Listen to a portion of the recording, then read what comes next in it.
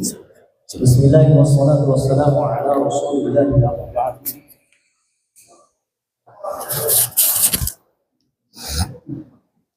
Faqala Allah tabaraka wa ta'ala fi kitabihil karim. A'udzu billahi minasy syaithanir rajim. Bismillahirrahmanirrahim. Wal 'asri innal insana lafi khusrin illa alladhina amanu wa 'amilus shalihat wa tawassaw bil haqqi wa tawassaw bis sabr. Wa qala sallallahu alaihi wasallam al-kayyisu man dana nafsahu wa 'amila lima ba'dal maut wal 'ajizu man atba'a nafsahu hawaha wa tamanna 'ala Allah. Atau kama qala sallallahu alaihi wasallam. Hadirin jamaah dirahmati Allah Subhanahu wa taala. Bulan ini adalah bulan Dzulhijjah, yang mana agama disempurnakan di bulan Dzulhijjah. Ketika Nabi SAW kumpulkan para sahabat di padang Arafah, ketika haji wada', haji perpisahan, maka Nabi SAW kumpulkan semua para sahabat dan disempurnakannya agama di bulan Dzulhijjah ketika wukuf di Arafah. Maka turunlah ayat Al-yawma akmaltu lakum dinakum wa atmamtu alaikum ni'mati wa raditu lakumul islama dinah. Pada hari ini telah kusempurnakan agama untuk kalian dan telah kusempurnakan nikmatku untuk kalian dan aku ridho Islam sebagai agama kalian. Bulan Dzulhijjah. Bahkan di dalam hadis Nabi yang lain, ma min ayyamil amali shalih fihinna ahabbu ila Allah min ayyamil ushr. Qalu walal jihadu fi sabilillah, qala wala jihadu fi sabilillah illa rajulun kharaja bi nafsihi wa malihi wa lam yarja' bidzalika bisyai'. Kata Nabi, tidak ada amalan yang paling utama di bulan Dzulhijjah kecuali kemarin itu di bulan antara 10 hari Dzulhijjah adalah bulan yang paling diutamakan. Semua amalan dilipat gandakan. Bahkan orang yang berpuasa di Arafah, puasa Arafah, maka dihapuskan dosa 2 tahun. Tahun yang akan datang, tahun yang lalu, dan tahun yang akan datang. Ini mulianya bulan Dzulhijjah. Sehingga para sahabat katakan, bukan jihad fisabilillah. Maka Nabi katakan bukan jihad fisabilillah kecuali laki-laki atau satu rombongan yang keluar di jalan Allah Subhanahu wa taala dengan harta dan dirinya, kemudian dia tidak balik ke rumahnya karena mati syahid. Nah, kita niat nih dari Kemayoran di bulan Dzulhijjah keluar di jalan Allah Subhanahu wa taala dengan niat tidak kembali, niat walaupun kembali, maka lebih baik daripada bulan Dzulhijjah. Bulan Dzulhijjah adalah bulan pengorbanan. Ya, sebagaimana bulan Dzulhijjah adalah bulan pengorbanan daripada Nabi Ibrahim alaihi salam. Bagaimana ujian mereka, bagaimana ujian Nabi Ibrahim bersama anaknya, bersama istrinya. Ya. Ada 4 ujian yang dialami oleh Nabi Ibrahim alaihi salam. Yang pertama, Siti Hajar yang sudah lama tidak mengandung seorang anak, tetapi hidup di tanah Palestina, tanah yang subur, tapi nggak punya anak, tapi hidup di tanah Palestina. Ketika lahir seorang anak yang namanya Ismail, maka Allah perintahkan, surah apa? Allah perintahkan suruh pindah ke kota Bakkah. Apa itu Bakkah? Bakkah itu Makkah, yang hari ini kita sebut Makkatul Mukarramah. Ya, Makkah, negara Makkah atau kota Mekkah yang mulia. Dulunya bukan Makkah, dulunya adalah Bakkah. Apa Bakkah? Lembah tangisan. Kenapa? Ya, Mekah sekarang sama Mekah dulu itu berbeda, Pak. Sekarang Mekah sekarang itu apartemen di mana-mana, hotel di mana-mana, air zam-zam di mana-mana. Dulu ndak ada. Maka dikatakan Bakkah, lembah tangisan. Karena tidak ada kehidupan. Ketika punya anak, setelah punya anak diperintahkan suruh pindah ke kota Mekah, ke kota Bakkah. Sudah punya anak, nggak punya anak tapi hidup di tanah subur. Ketika punya anak diuji lagi. Suruh tinggal di kota Mekah, kota Bakkah. Ketika di kota Bakkah, Allah perintahkan Nabi Ibrahim alaihissalam untuk memurnikan, mentauhidkan agamanya, disebarkan kepada orang-orang kafir. Ditinggal tuh anak istrinya Siti Hajar bersama Ismail yang masih kecil, ditinggal di kota yang tidak berpenghuni, yang mana kota Bakkah dihuni oleh hewan-hewan buas, hewan-hewan beracun. Kalau panas tembus ke ubun-ubun, kalau dingin tembus ke dalam tulang. Tidak ada rumah, tidak ada kehidupan, tidak ada perbekalan. Ditinggal dakwah oleh Nabi Ibrahim 13 tahun. Kita meninggalkan istri kita, meninggalkan anak kita, pekerjaan kita hanya 2 hari.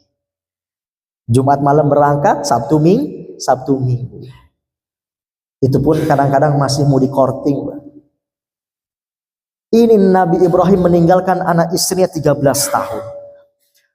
Ketika Nabi Ibrahim alaihissalam meninggalkan Siti Hajar, maka Siti Hajar katakan, wahai Ibrahim, hendak kemana engkau?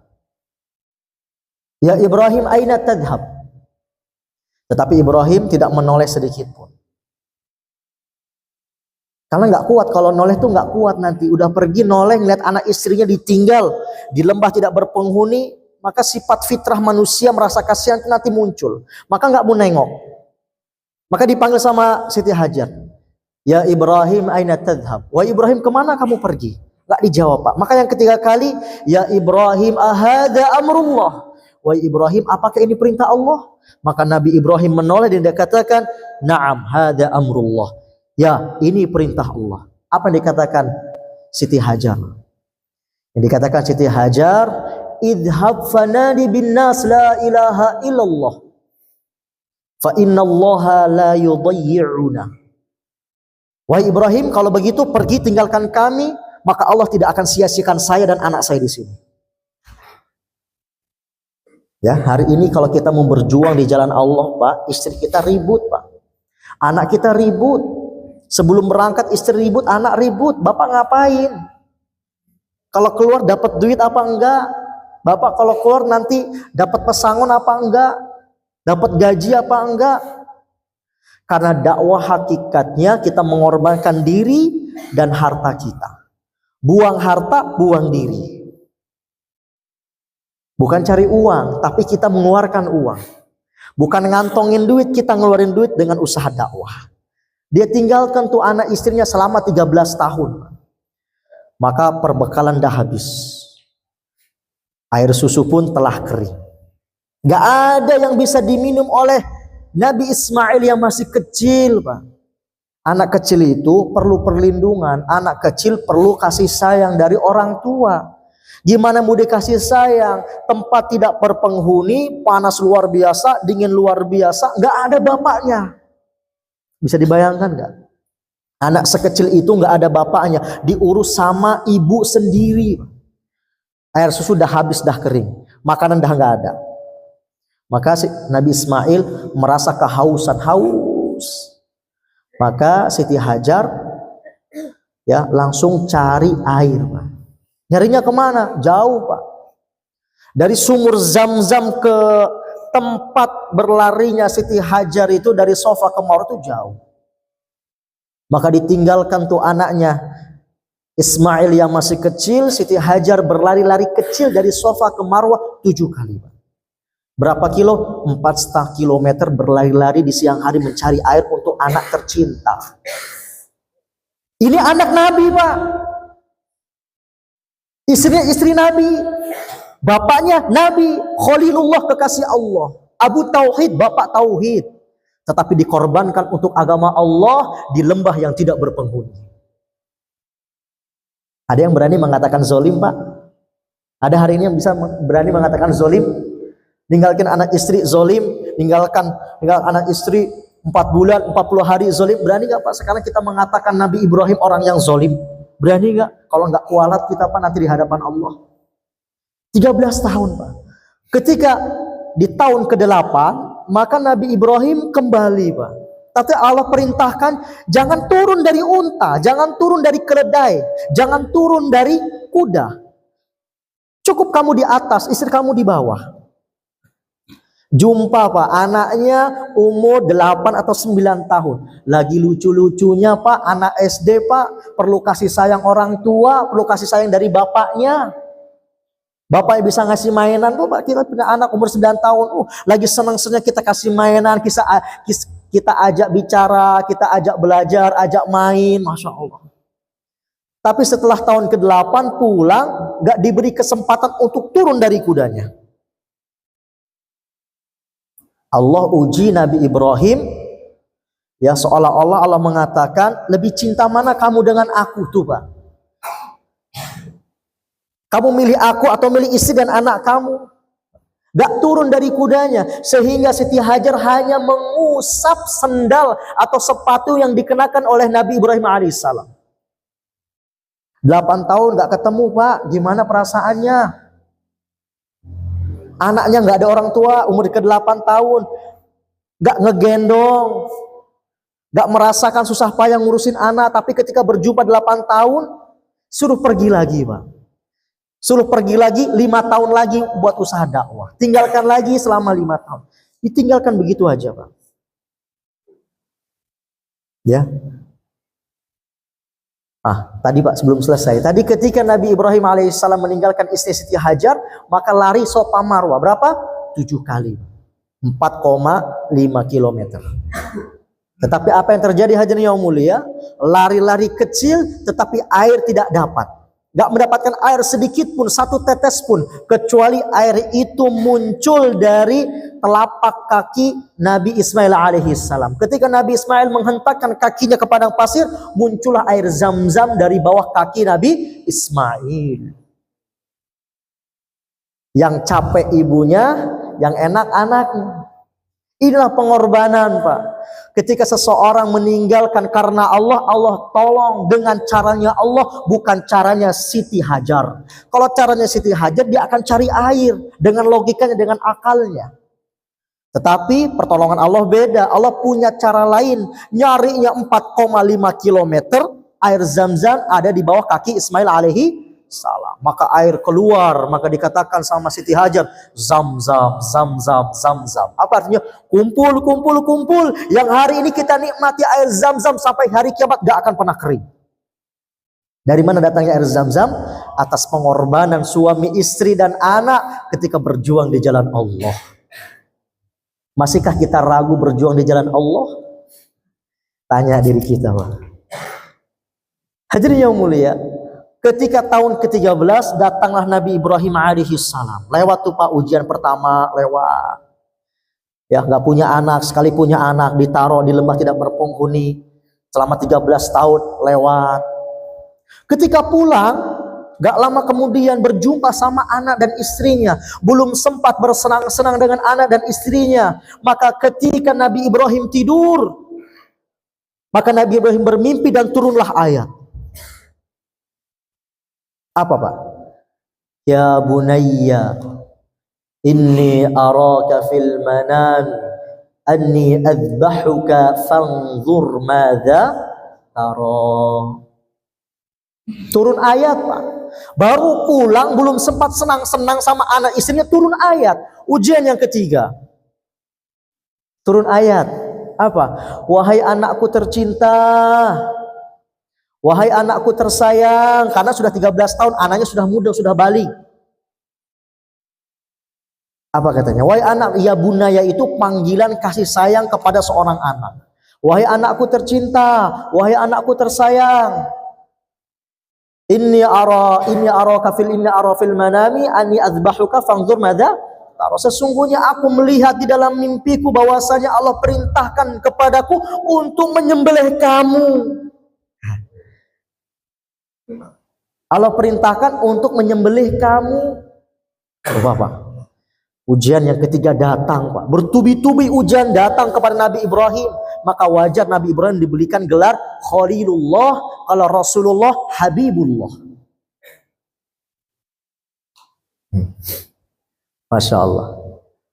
Maka apa jawaban anaknya Ismail, Pak? Didikan istri yang soleha yang ditinggal dalam pengorbanan agama, mendidik anaknya secara sempurna, mendidik anaknya dengan soleh, mendidik anaknya dengan sunnah, dengan perintah Allah, dengan kebaikan. Apa yang dijawab oleh anaknya? Ya abati i'mal ma tu'mar satajiduni insyaallah minas sabirin. Dijawab sama anaknya. Pertama bapaknya bilang, wahai anakku tercinta. Apa kata anaknya? Ya abati, wahai bapakku tercinta. Jadi saling memanggil kasih sayang, padahal anaknya mau disembelih. Gak ada rasa takut, gak ada rasa gentar. Bapaknya bilang sayang, dijawab sayang sama anaknya.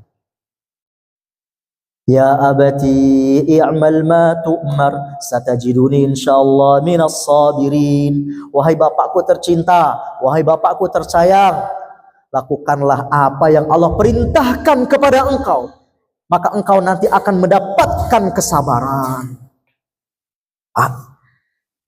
Anak soleh mau hari ini adik-adik disembelih umur 13-14 tahun, lagi mejeh-mejehnya, ya, lagi pantas-pantasnya nih, lagi sama umurnya 13-14 tahun, 15 tahun, disuruh disembelih sama bapak kita. Apa yang kita ucapkan? Gila nih bapak, kok ada nyuruh nyembelih kita? Orang kita mau hidup disuruh disembelih. Karena beda pendidikannya. Pendidikan dalam pengorbanan agama dan pendidikan di luar pengorbanan agama berbeda jauh, Pak, antara langit dan bumi. Jangankan disuruh sembelih, Pak, disuruh beli gula aja anak kita, Pak, masih ngelawan. Entar sih, Mak, lagi main game, entar dulu sih, main FF, main PUBG, main apalah, main mabar segala macam, disuruh beli gula pun nggak mau, Pak. Sekali mau minta upah. Buat jajan mana? Buat jajan mana? Lupa. Dididikan di luar agama sama didikan dalam pengorbanan agama jauh beda antara langit dan bumi.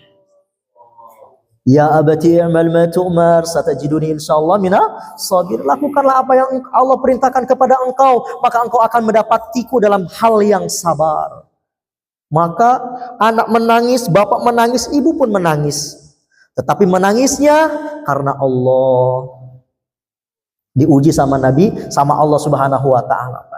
Yang pertama diuji, ninggalin anak istri, suruh milih mana? Suruh milih agama apa suruh milih keluarga? Sekarang pun sama, suruh milih Allah atau suruh milih anak?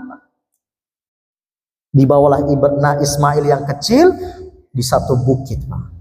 Maka dia siapkan golok yang tajam, dia asah setajam-tajamnya sambil menangis.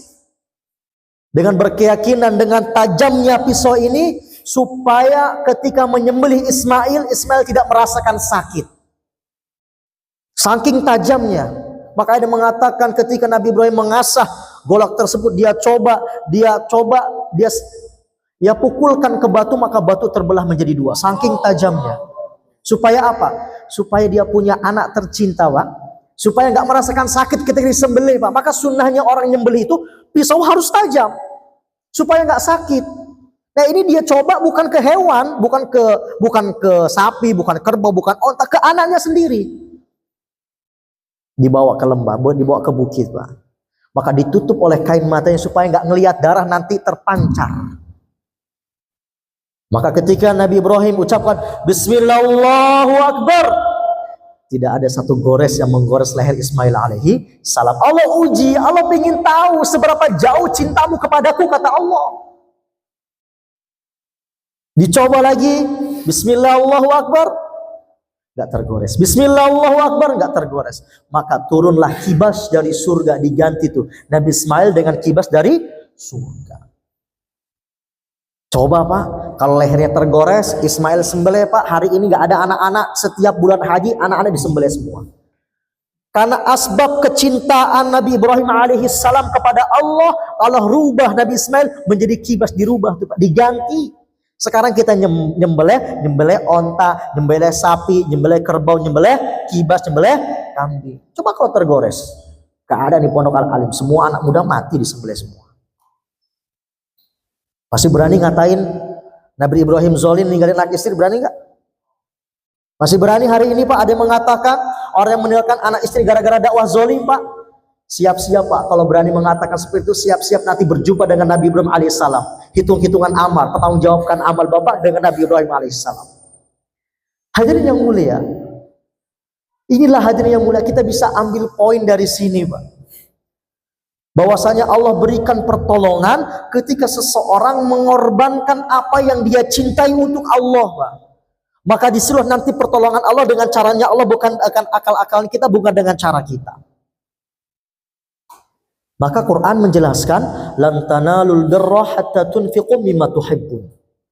Kalian sekali-kali tidak akan pernah mendapatkan kebaikan dari Allah sebelum kalian mengorbankan apa yang kalian cintai. Nabi Ibrahim udah mendapatkan segala-galanya kebaikan dari Allah, bahkan surganya di langit ke-7 Pak. Nabi Musa di langit ke-3, Nabi Ibrahim di langit ke-7 bersama baginda Rasulullah SAW. Bedanya cuma Khalilullah sama Habibullah. Kamu sama-sama berjuang dalam agama Allah. Nabi Ibrahim telah mengorbankan apa yang dia cintai untuk Allah Pak. Maka Allah tolong dengan caranya Allah. Yang pertama Pak, nggak punya anak, diberikan anak tapi suruh tinggal di kota Mekah Pak. Tetapi 13 tahun dididik anaknya Pak, nggak mati anaknya Pak. Panas kepanasan, dingin kedinginan, tapi nggak ada istilah meninggal tuh anaknya, enggak. Memang Allah menguji, mau lihat seberapa sungguh-sungguh Nabi Ibrahim mencintai Allah Subhanahu wa taala. Diuji lagi, suruh sembelih anaknya lagi, nggak mati tuh anaknya Pak. Diganti sama kibas, sama domba. Allah ingin lihat seberapa cinta kamu kepada aku, kata Allah. Maka turun ayat lantana lebih roh hatta tunfiqu mimma tuhibbun. Sekali-kali kalian tidak akan pernah mendapatkan kebaikan daripada Allah. Kebaikan di sini adalah surga. Sebelum kalian menginfakkan apa, mengorbankan apa yang kalian cintai, menginfakkan apa yang kalian cintai. Nabi Ibrahim sudah mendapatkan segala-galanya karena telah mengorbankan apa yang dicintai untuk Allah. Korbankan anaknya untuk Allah, korbankan istrinya untuk Allah. Dia korbankan dirinya juga untuk Allah. Nah, kita belajar Pak, keluar dari Kemayoran ke sini, kita lagi belajar mengorbankan apa yang kita cintai Pak. Kadang-kadang kita sampai berantem sama istri kita gara-gara istri kita nggak ngizinin. Apa sih Pak, Bapak ngapain sih berantem sama istri kita? Kita cinta sama istri kita, berantem, tapi berangkat juga, ajib. Berantem sama anak ditinggal, berantem sama anak, Bapak ngapain? Nanti siapa yang ngasih duit? Berantem, tapi walaupun kita sama anak ditinggal juga, hebat Pak. Berarti kita lagi niru-niru caranya Nabi. Kita lagi meniru pengorbanannya Nabi. Maka nanti Allah pun akan tolong kita sebagaimana Allah tolong Nabi Pak. Ini Pak, Masya Allah. Ujian yang keempat Pak, ujian yang keempat. Apa hadirin yang mulia? Ketika Nabi Ibrahim alaihissalam mendakwahkan agama Pak, maka ketemu dengan Raja Namruz Pak. Apa yang terjadi? Dihukumlah Nabi Ibrahim alaihissalam. Ya, diikat kaki, tangan pakai tali Pak. Dipersiapkannya itu Pak, 40 hari 40 malam disediakannya itu kayu bakar untuk bakar Nabi Ibrahim alaihissalam. Satu gunung itu apinya. Satu gunung kayu bakarnya Pak. Sampai Namruz ini laknatullah alaih bingung gimana caranya ngelempar Nabi Ibrahim nih. Kalau kita lempar kita juga bisa kena apinya. Karena apinya seperti gunung. Maka musyawarah sama ajudan-ajudannya. Kata ajudannya udah bikin ketapel aja. Nanti dibikin ketapel, dilempar langsung ke dalam api. Nah, bener juga. Bikinlah ketapel Pak. Ketapelnya masih ada Pak. Di Sanli Urfa di Turki. Kita kesana sama Bung Yosi. Lihat langsung kejadian Pak. Masih ada itu. Ketapelnya masih ada. Bangunannya masih ada. Kolamnya, kolam purba tuh masih ada. Ikan purba dari zaman Nabi Ibrahim masih ada. Di Sanli Urfa. Turki bagian selatan. Hah. Apa hadirin yang mulia? Nabi Ibrahim nggak gentar, nggak takut Pak, karena dia tahu nanti siapa yang akan tolong dia Pak. Karena dia mengorbankan dirinya yang dia cintai untuk Allah. Kalau yang pertama dia korbankan anaknya, korbankan istrinya. Yang ketiga dia korbankan dirinya yang dia cintai untuk Allah. Rela, biarin saya dibakar, yang penting saya cinta kepada Allah. Maka ketika dilemparkan ke dalam api, hadirin yang mulia, apa yang terjadi, Pak? Api hanya membakar ikatan-ikatan yang terikat di tubuh Nabi Ibrahim alaihissalam. Tidak ada satu lembar, satu helai rambut pun yang terbakar, Pak. Turunlah malaikat. Malaikat hujan dia turun. Wahai Ibrahim, maukah aku berikan pertolongan? Aku akan turunkan hujan sehingga hujan ini habis. Padam, api ini padam dengan hujan yang aku berikan, yang aku turunkan. Nabi Ibrahim dia katakan, ini perintah Allah bukan? Malaikat hujan bilang, bukan, ini karena saya kasih sayang aja, saya kasihan sama kamu, maka saya berikan pertolongan. Oh, kalau ini bukan perintah Allah, saya nggak mau. Saya pengen hanya dari perintah Allah, baru saya mau. Ditolak, Pak. Malaikat mau nolong ditolak. Ya, hari ini gimana Pak? Kalau presiden tolong kita, ada Pak Haji tolong kita, senang. Ini malaikat tolong kita. Ini malaikat mau tolong Nabi Ibrahim, ditolak mentah-mentah. Datang malaikat angin. Wahai Ibrahim, maukah aku turunkan angin supaya api ini padam? Apa Nabi Ibrahim katakan? Ini perintah Allah bukan? Bukan. Oh, saya nggak mau. Kalau bukan perintah Allah, saya nggak mau. Maka apa yang dikatakan Nabi Ibrahim alaihissalam? Hasbiyallahu wa ni'mal wakil, ni'mal maula wa ni'man nasir. Hasbiyallah. Cukup bagiku Allah. Sebaik-baik penolong, sebaik-baik pelindung.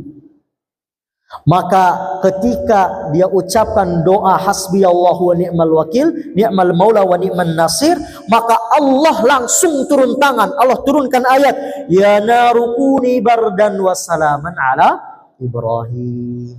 Wahai api, jadilah engkau dingin dan sejahtera kepada Ibrahim.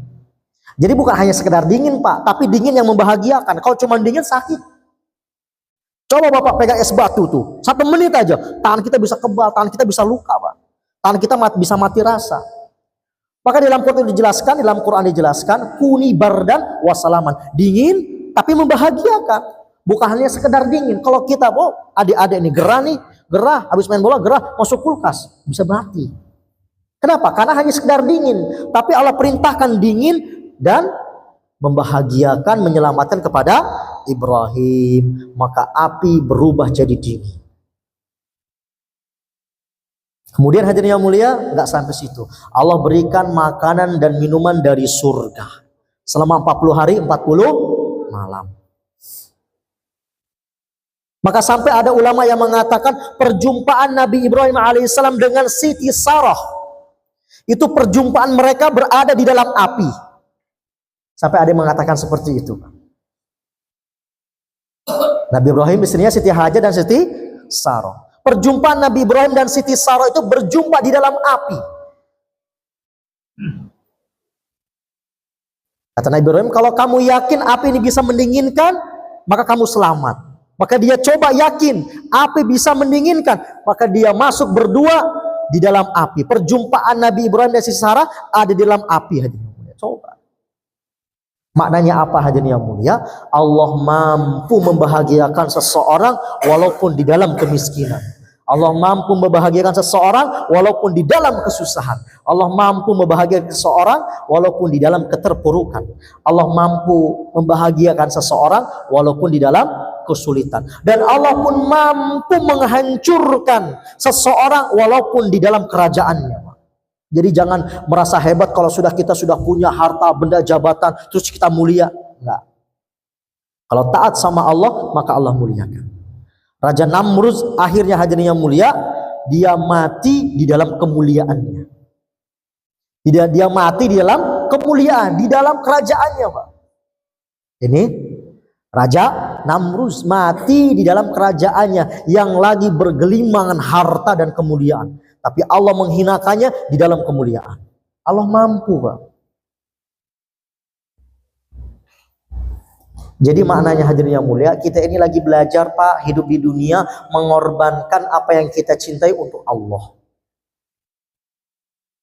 Para sahabat hadirin yang mulia, sampai Nabi katakan, khairul qurun qarni, sebaik-baik zaman adalah peradabanku. Sebaik-baik peradaban adalah peradabanku.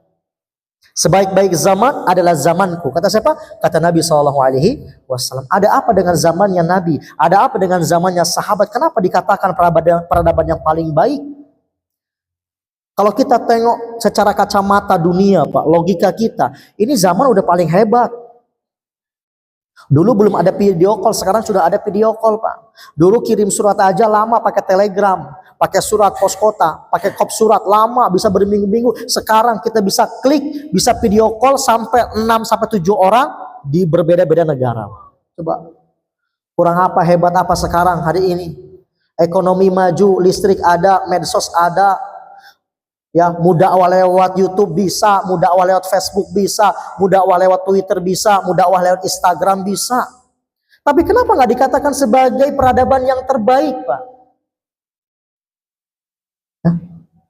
Kalau hari ini hadirin yang mulia, hari ini peradaban kita adalah peradaban terbaik, listrik baik, media sosial baik, kemudian perekonomian baik, teknologi baik.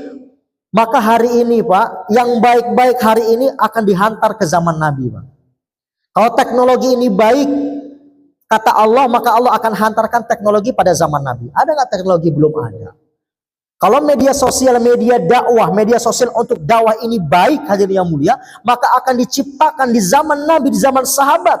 Maka nanti sahabat ada selebgram, ada sahabat YouTuber. Ada? Nggak ada, hadirin yang mulia. Tandanya dakwah terbaik hadirin yang mulia ketika kita mengorbankan apa yang kita cintai dan kita berjumpa dengan manusia, mengajak orang sebanyak-banyaknya kembali kepada Allah. Inilah dakwah terbaik hadirin yang mulia. Kenapa zaman sahabat dikatakan zaman yang terbaik? Karena sahabat, apa yang dicintai oleh sahabat dikorbankan untuk Allah Subhanahu wa taala. Maka kita belajar, Pak. Kalau untuk urusan agama, kita lihat yang paling awal. Kalau untuk urusan dunia, kita lihat yang paling ujung, Pak. Yang paling update hari ini, itulah kemajuan dunia. Tetapi untuk urusan agama, lihat yang paling awal. Sumber paling awal adalah sumbernya para sahabat. Bahkan kata Nabi SAW, ashabi kan nujum, idza iqtadaitum ihtadaitum. Sahabat-sahabatku seperti bintang-bintang di langit. Kalau kamu ambil satu aja, ambil amalan daripada sahabat, kamu akan diberikan petunjuk oleh Allah. Satu sahabat 124.000, satu sahabat kita ambil amalannya mereka, maka mendapatkan hidayah dari Allah Subhanahu wa taala, Pak. Makanya wajar sahabat dikatakan peradaban yang terbaik, Pak. Mereka telah menghabiskan waktu mereka, diri mereka untuk agama Allah. Maka kita hari ini sebagai umatnya Rasulullah meniru-niru apa yang diperbuat oleh para sahabat dan Nabi SAW.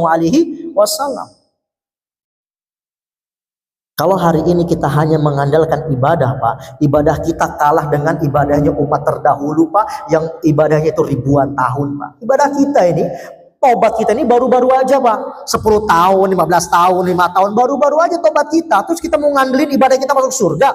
Gak bisa, Pak. Nabi Adam itu salahnya satu diturunkan dari surga. Kita salahnya banyak minta surga. Kita salahnya banyak minta surga. Nabi Ibrahim salahnya satu diturunkan dari surga. Kalau kita mengandalkan ibadah kita nih untuk menuju surga ini, roman-romannya jauh kalah amat umat terdahulu. Sedangkan umat terdahulu menginginkan sebagai umat sekarang. Umat-umat terdahulu menginginkan sebagai umatnya Rasulullah Sallallahu Alaihi Wasallam. Bahkan Nabi terdahulu menginginkan sebagai umatnya Rasulullah Sallallahu Alaihi Wasallam. Nabi Musa alaihi salam pernah meminta kepada Allah, Ya Rabb,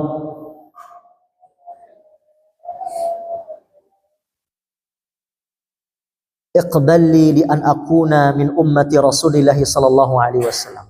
Wahai Allah, terimalah aku untuk menjadi umatnya Rasulullah. Kala enggak. Maka apa kata Nabi Musa? Idza lam uj'al min ummati Rasulillah sallallahu alaihi wasallam, ij'al qissati fil Qur'an hatta yuqra qissati hatta yaumil qiyamah. Kata Nabi Musa, kalau aku belum bisa menjadi, kalau aku belum bisa menjadi umatnya Nabi, umatnya Rasulullah, maka abadikan kisahku di dalam Quran sehingga kisahku dibaca oleh umat Rasulullah SAW sampai hari kiamat.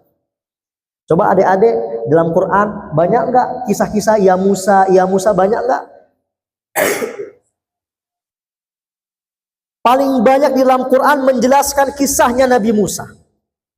Ini permintaan Nabi Musa alaihissalam untuk menjadi umatnya Rasulullah kita hari ini, tapi nggak Allah terima. Maka minta kisahnya diabadikan dalam Quran sehingga dibaca oleh kita sampai hari kiamat.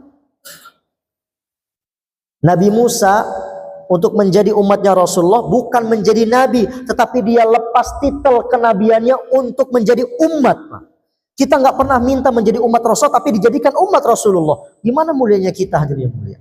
Nabi Ibrahim alaihissalam pun sama, Pak. Menginginkan menjadi umatnya Rasulullah hari ini. Dia rela lepaskan titel kenabiannya untuk menjadi umatnya Rasulullah. Tapi Allah tidak kabulkan. Apa kata Nabi Ibrahim? Idza lam uj'al min ummati Rasulillah sallallahu alaihi wasallam, ij'al ismi wa ali wa ahli fi tahiyyati salati akhir ummati Rasulillah sallallahu alaihi wasallam.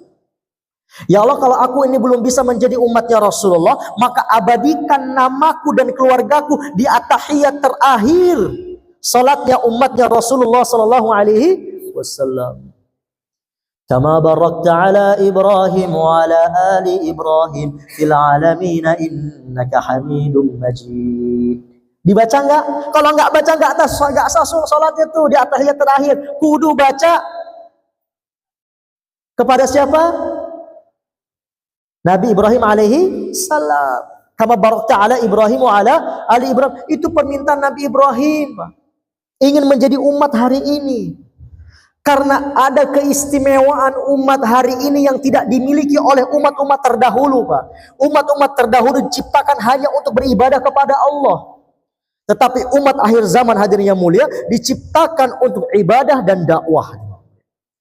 Ada kemuliaan khusus, Pak, yang dibawa oleh baginda Rasulullah sallallahu alaihi wasallam. Kerja apa, Pak? Kerja tabligh. Sifatnya para nabi ada 4, Pak. Sidiq, amanah, fatonah, tabligh. Cukup, Pak, nggak usah perlu dalil, cukup. Sifatnya nabi itu 4. Yang terakhir tabligh. Apa tabligh? Menyampaikan ini agama, Pak. Masa kita mau menyampaikan agama ini kita bawa anak istri kita ke rumah-rumah? Enggak, Pak. Kita sampaikan, kita tinggal anak istri kita sampaikan sendiri sebagaimana para sahabat meninggalkan anak mereka, Pak. Sahabat ini hadirin yang mulia, ketika mereka buat dakwah hadirin yang mulia, meninggalkan anak istri mereka sehingga menjadikan istri mereka janda dan anak mereka yatim, Pak. Sehingga pernah Abu Bakar itu mengatakan, ya, innakum lam tablughu haqiqatal iman qabla an tuj'alu azwajakum armilat wa auladukum aitam. Kalian sekali-kali tidak akan pernah mendapatkan derajat hakikat iman sebelum kalian jadikan istri kalian janda dan anak kalian yatim dengan sebab pengorbanan agama. Bisa mampu, belum mampu, gak mampu tapi ngeledek, gak mampu tapi menghina, gak mampu tapi mencemooh orang-orang tabligh. Coba, Pak.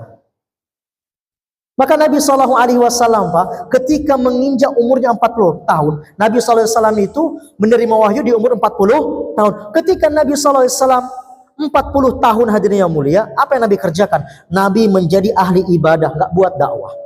Ketika Nabi menjadi ahli ibadah, maka orang-orang Quraisy senang cinta kepada Nabi. Bahkan Nabi SAW digelar apa, Pak, yang sering kita belajar di sekolah, apa namanya? Al-Amin, Nabi yang dapat dipercaya. Al-Jayyid, Nabi yang baik. At-Tayyib, Nabi yang baik. Tetapi ketika menginjak umur 40 tahun, turunlah ayat. Nabi menerima wahyu di gua Hira. Turun malaikat Jibril. Apa kata malaikat Jibril? Ya Muhammad iqra. Wahai Muhammad, baca. Ma'ana biqari, aku nggak bisa baca. Nabi nggak bisa baca, nggak bisa tulis. Ma'ana biqari, aku nggak bisa baca. Ya Muhammad iqra, ma'ana biqari. Ya Muhammad iqra, ma'ana biqari. Nabi ketakutan, Nabi menggigil. Irtajafa, menggigil. Maka Nabi pulang ke rumah diselimuti oleh Siti Khadijah, istri tercinta, Pak. Ketika diselimuti, turun ayat. Apa ayatnya? Ya ayyuhal muddaththir qum fa'anzir wa rabbaka fakabbir wa thiyabaka fatahhir. Turun ayat, Pak. Ya ayyuhal muddaththir. Apa artinya ya ayyuhal muddaththir? Wahai orang yang berselimut. Nabi tatkala berselimut. Qum, Tapi apa kata Allah? Turun ayat, wahai orang berselimut, wahai Nabi, qum, bangkit, bangun, sing-singkan selimut kamu. Qum, bangkit. Ngapain bangkit? Fa'angzir, berilah peringatan. Apa peringatannya? Apa yang harus diingatkan? Turunlah ayat, wa rabbaka fakabbir, besarkan nama Tuhanmu di hadapan seluruh manusia. Apa hukum dakwah? Coba Pak, ini perintah Allah. Apa hukum dakwah? Fardu. Apa hukum dakwah? Wajib. Tapi hari ini orang Islam belum memahaminya. Mudah-mudahan Allah maafkan. Qum fa'angzir wa rabbaka fakabbir, bangkit, berilah peringatan kepada seluruh manusia, besarkan nama Tuhanmu di hadapan manusia. Coba apa kerja tablik Pak yang hari ini Bapak kita tahu Pak? Keluar rumah, ketemu orang, bicara agama, membesarkan nama Allah. Masih juga dipitnah.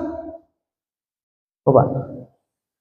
Bahkan Nabi SAW sampai menjelaskan, abghadul kalam ila Allah azza wa jalla ayaqula ar-rajuli ittaqilla 'alaika nafsak. Seburuk-buruknya perkataan, sejijik-jijiknya perkataan, ketika ada seseorang mendakwahkan kepada kebaikan, dia katakan, urus saja diri kamu sendiri. Ada Pak begitu? Banyak merasa lebih baik. Ini orang tabligh ini Pak, keluar rumah ngajak kebaikan. Tatkala ada yang mengatakan, gak usah ngurusin orang, urusi keluarga kamu tuh rusak, urusin keluarga kamu tuh, anak kamu tuh nakal, istri kamu tuh belum pakai jilbab. Suruh begitu ngomongnya Pak. Tapi apa kata Nabi? Abghadul kalam, sejijik-jijiknya kalam, seburuk-buruknya kalam. Ketika seseorang mengatakan, mengajak kebaikan, dia katakan, jangan urusi saya, urusi diri kamu sendiri. Hati-hati Pak, kalau kita punya perasaan begitu, ada orang ngajak terus kita katakan, urus saja diri kamu sendiri, bahaya. Seburuk-buruknya perkataan. Maka Nabi SAW bangkit dari tidurnya Pak. Maka Nabi katakan kepada Siti Khadijah, ya habibati, wahai kekasihku, la rohata ba'dal yaum, tidak ada istirahat setelah hari ini. Tidak ada istirahat setelah hari ini. Ketika Nabi menerima wahyu Pak, maka Nabi katakan, ya ayuhan nas, qulu la ilaha illallah tuflihu. Wahai manusia, ucapkanlah la ilaha illallah, maka kalian akan berjaya. Nabi nggak jaya Pak. Datang satu orang kafir Quraisy, gebukin Nabi sampai Nabi dilempari tai unta di punuknya Pak. Tapi Nabi nggak marah. Disiksa lagi, dicaci lagi, dicemooh lagi, maka dia kumpulkan orang-orang Quraisy. Lihat, dia bukan Al-Amin, bukan Nabi yang dapat dipercaya. Dia Al-Kadzdzab, Al-Kahin. Masya Allah. Ini Nabi pembohong, Nabi yang dusta. Maka dirubahlah lakob penamaan Nabi, titelnya Nabi satu-satu Pak. Yang tadinya namanya baik ketika menjadi ahli ibadah, belum buat dakwah selama 40 tahun, gak buat dakwah, buat ibadah aja Pak. Maka popularitas Nabi itu namanya jadi baik. Tapi ketika Nabi buat dakwah, namanya jadi jelek, dimusuhi di mana-mana Pak. Ini fitrahnya dakwah Pak. Ketika ada seseorang mengajak kepada Allah, ada yang benci, berarti itulah Abu Jahal. Itulah Abu Jahal. Sebagaimana Abu Jahal pamannya Nabi membenci Nabi ketika Nabi buat dakwah. Kamu mau ngajak kemana lagi ini orang-orang Arab? Kita punya Tuhan 360 berhala, kita pun masih susah. Sedangkan kamu mau mengajak kepada Tuhan yang satu, bagaimana mungkin? Gak masuk akal katanya. Masya Allah. Hadirin yang mulia, maka ketika Nabi SAW disiksa, dicaci, dimaki Pak, dipeluk sama Siti Fatimah. Maka apa yang dikatakan Nabi? Jangan nangis wahai Fatimah. Sesungguhnya dakwah boleh berhenti dengan dua perkara. Dakwah boleh berhenti dengan dua perkara. Amir Sab sering, bayankan sering, muzakarah ada di kitab Hayatus Sahabah. Jangan sedih wahai Fatimah, sesungguhnya dakwah itu boleh berhenti dengan dua perkara. Kalau enggak yang ngajak mati, yang diajak mati, selesai dakwah. Bisa dipahami Pak? Kalau enggak yang ngajak mati, yang diajak mati, selesailah dakwah. Nah sekarang orang yang kita ajak mati apa enggak? Banyak Pak, orang enggak sholat banyak, orang enggak taat banyak. Tandanya dakwah masih terus wajib dijalankan sampai hari kiamat. Enggak boleh berhenti Pak. Selama yang ngajak masih ada, yang diajak masih ada. Maknanya apa hadirin? Ini sesuatu yang mustahil Pak. Kapan dakwah boleh selesai? Ketika hari kiamat terjadi, dakwah selesai, Pak. Itu maknanya, Pak. Maka hadirin jamaah yang dirahmati Allah Subhanahu wa taala, ketika Nabi buat ibadah 40 tahun, Pak, Islam nggak tersebar, Pak. Islam hanya di kota Mekah, Islam belum sampai Yaman, Islam belum sampai Mesir, Islam belum sampai Habasyah, Islam belum sampai Afrika. Tetapi ketika Nabi SAW buat dakwah 23 tahun, apa yang terjadi? Dunia berubah. 2/3 dunia dikuasai oleh Islam, Pak. Kapan terjadi? Ketika Nabi bangkit, buat usaha mengajak manusia taat kepada Allah. Jadi kalau kita mau ditolong Allah, Pak, korbankan apa yang kita cintai, Pak. Nanti Allah akan tolong dengan caranya Allah. Amir Sab tadi pagi dijelaskan, ya ayyuhalladzina amanu in tansurullaha yansurkum wa yutsabbit aqdamakum. Wahai orang yang beriman, tolonglah agama Allah, maka nanti Allah pun akan tolong kalian. Kalau kita mau ditolong oleh Allah, tolong agama Allah, Pak. Sekarang pemahaman kita hadirin yang mulia, kalau kita sudah sedekah, tandanya kita ini sudah menolong agama Allah. Kalau kita sudah kasih orang uang, saya sudah tolong agama Allah. Kalau saya ini udah bangun masjid, saya sudah bantu agama Allah. Padahal membantu agama Allah bukan itu hadirin yang mulia. Orang bangun masjid, Pak, orang kafir pun bisa bangun masjid, Pak. Orang ngasih, orang Islam yang lagi kesusahan, lagi kelapar, orang kafir pun bisa ngasih orang makan, Pak. Orang Islam makan. Ya, ketika tsunami Aceh 2004, Pak, apa yang terjadi? Dari seluruh dunia datang memberikan bantuan, Pak. Memberikan makan, minum, orang Islam pun memberikan makan, minum. Dan pemahaman orang Islam hari ini, kalau saya sudah memberikan makan, minum kepada orang yang susah, orang yang fakir, saya telah menolong agama Allah. Padahal bukan, hadirin yang mulia. Orang yang hanya memberikan zahir kepada orang Islam, dia bukan tolong agama Allah, tapi dia hanya bantu orang Islam, Pak. Kalau masalah bantu orang Islam, semua pun bisa bantu orang Islam. Orang yang bantu agama Allah adalah orang yang merubah hati manusia yang tadinya tidak taat menjadi taat. Itulah bantu agama Allah. Tadi, Pak, jauhlah, Pak, keluar rumah, Pak, ngajak-ngajak orang itu, Pak. Bukan kita mau ngasih makan, ngasih minum, bukan. Kita mau ambil hatinya, Pak. Kita mau rubah hatinya supaya datang ke masjid, hadirin yang mulia. Inilah yang dinamakan membantu agama Allah. Ketika kita membantu agama Allah, orang kafir angkat tangan, Pak. Nggak ada yang berani, Pak. Tapi ketika orang memberikan orang Islam makan, orang Islam minum, orang Islam obat, orang Islam dari materi dunia, semua bisa. Tetapi ketika membantu agama Allah, nggak ada yang berani kecuali orang yang beriman kepada Allah. Maka ayatnya jelas, fadzakir fa inna dzikra tanfa'ul mu'minin. Berilah peringatan. Sesungguhnya memberikan peringatan sangat bermanfaat kepada orang-orang beriman. Tandanya orang yang mampu melakukan dakwah menyebarkan kebaikan hanya orang beriman, bukan orang Islam, Pak. Di mana orang Islam? Di jalan-jalan, Pak. Maka kata ulama, orang yang mengajak gak bakal diajak. Orang yang mengajak gak bakal diajak, Pak. Inilah dakwah, kerja mulia, Pak. Maka hadirin jamaah dirahmati Allah Subhanahu wa taala, sampai turun ayat. Apa hadirin yang mulia? Infiru khifafan wa thiqala. Wajahidu fi sabila bi amwalikum wa anfusikum. Berangkatlah kamu di jalan Allah dalam kondisi senang maupun susah. Sudah susah suruh berangkat, apalagi nggak susah. Lah kita ini nggak pernah susah, nggak mau berangkat. Coba firman-firman Allah, Pak, mengenai dakwah, karena kita nggak paham dan nggak pernah kita kaji di majelis taklim. Di majelis taklim dikaji ibadah-ibadah, nggak pernah dikaji bab dakwah. Akhirnya kita nggak paham apa itu dakwah, Pak. Sehingga melihat orang dakwah itu asing, Pak. Melihat orang tidur di masjid asing, melihat orang makan di masjid asing, melihat orang kotak-kotak rumah asing. Tapi kalau misalnya dulu dalam majelis taklim nggak pernah asing. Inilah yang hebat. Nggak pernah kita membayangkan, Pak, ada orang duduk dalam majelis taklim dibilang di masjid dibilang asing. Maka hadis Nabi itu betul. Inna dina bada ghariban wa yarji'u ghariban fatuba lil ghuraba illadzina yaslihuna ma afsadan nas min ba'di min sunnati. Kata Nabi, nanti agama akan datang dalam keasingan dan akan kembali dalam keadaan asing. Maka beruntunglah orang-orang yang asing yang menghidupkan sunnahku yang telah dirusak oleh umatku sendiri, katanya, Pak. Kita ini lagi belajar menghidupkan sunnah Nabi. Maka beruntunglah kita dikatakan orang jenggot, orang celana cingkrang, orang pakai celak, pakai siwak, tidur di masjid, hari-hari di masjid. Beruntung, kata Nabi, Pak. Maka hadirin yang mulia, jangan pernah hadirin yang mulia kita meremehkan usaha dakwah. Adanya ibadah karena adanya dakwah, adanya sholat karena adanya orang yang mengajak sholat, adanya kita bisa berpuasa karena adanya orang mengajak ke puasa.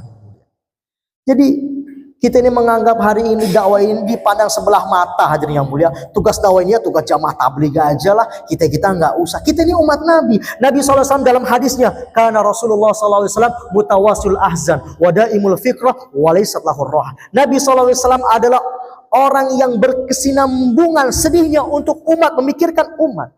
Hari ini kita memikirkan kalau anak kita lapar, kita sedih. Sedih kalau istri kita lapar. Tapi Nabi itu sedih memikirkan umat supaya umatnya selamat daripada azabnya Allah. Wadaimul fikrah. Fikirnya itu daiman, selalu memikirkan umat. Yang terakhir, walaysat lahur roha. Tidak ada istirahat untuk umat. Jadi kalau kita mengaku cinta Nabi, fikir kita harus umat. Sedih kita harus umat. Gak ada istirahat kecuali dalam pengorbanan agama. Maka hadirin yang mulia, ketika Rasulullah SAW kumpulkan 124.000 para sahabat, hadirin yang mulia, maka sahabatnya, semua sahabat berangkat di jalan Allah Subhanahu wa Ta'ala. Hanya makam di makam Baqi dan makam Ma'la itu hanya sekitar 10.000 sahabat yang syahid, yang meninggal di kota Makkah Madinah. 114.000 semuanya tersebar ke seluruh alam. Padahal Nabi katakan, barang siapa man shalla masjidi, barang siapa yang sholat di Masjid Nabawi, maka akan mendapatkan pahala 50.000 pahala. Barang siapa yang sholat di Masjidil Haram mendapatkan pahala 100.000. Tapi semua sahabat tinggalkan kota Makkah Madinah untuk buat usaha pengorbanan agama. Apakah sahabat ingkar atas hadis ini, Pak? Enggak, Pak. Sahabat ingat hadis Nabi Sallallahu Alaihi Wasallam. Apa kata Nabi? Alaikum bil jihad, alaikum bil hijrah, fa innal hijrah la mithlaha. Hendaknya kamu berhijrah, karena hijrah tidak ada bandingannya di sisi Allah. Alaikum bil jihad fa innahu babun min abwabil jannah. Hendaknya kamu berangkat di jalan Allah, karena berangkat di jalan Allah itulah pintu-pintu surga. Tinggalkan tuh, Pak. Padahal Nabi katakan, man istata'a ayyamutu fil Madinah falyamut wa man mata fil Madinah kuntu lahu syafi'an yaumil qiyamah. Kata Nabi, wahai sahabatku, kalau kamu itu mampu mati di kota Madinah, mati di kota Madinah, jangan mati di tempat-tempat lain. Barang siapa yang mati di kota Madinah, aku siap memberikan syafaat kepadanya pada hari kiamat. Yang meninggal di kota Makkah berapa, Pak? 10.000. Sisanya apakah nggak mau syafaat Nabi? Apakah gak mau syafaat Nabi? Semua mau syafaat Nabi, hadirin yang mulia. Tapi sahabat itu cerdas. Fastabiqul khairat. Mereka berlomba-lomba di dalam amal kebaikan. Dia tinggalkan kota Makkah dan Madinah untuk menyelamatkan umat daripada azabnya Allah Subhanahu wa Ta'ala. Dia sampaikan agama sampai mati di tempat mereka tertuju, hadirin yang mulia. Maka tidak ada sahabat, hadirin yang mulia, yang tidak buat usaha dakwah. Sebelum saya tutup, ada 3 menit lagi. Ya, Nabi SAW adalah imam masjid, Pak. Imam Masjid Nabawi sekaligus DKM Masjid Imam Nabawi. Tetapi ketika datang waktu jihad, datang waktu dakwah, dia tinggalkan imamnya, tinggalkan DKM-nya untuk berjuang di jalan Allah. Kita DKM bukan? Bukan. Kita imam? Bukan. Gak mau keluar jalan Allah. Abu Bakar As-Siddiq radhiyallahu anhu, saudagar yang kaya, punya 8 toko di kota Mekah. Kaya raya tuh, saudagar kaya. Tetapi ketika datang perjuangan agama, dia tinggalkan tokonya untuk berjuang di jalan Allah. Berapa toko kita hari ini, Pak? Jangan-jangan toko kita nggak punya toko, Pak. Hidup pun susah, nggak mau keluar di jalan Allah, Pak. Tambah susah. Umar radhiyallahu anhu adalah sahabat yang membuat pemerintahan pada zaman khalifahnya. Sibuk di kantor, sibuk pemerintahan, Pak. Tetapi ketika datang dakwah perjuangan agama, dia tinggalkan pemerintahannya untuk berjuang di jalan Allah.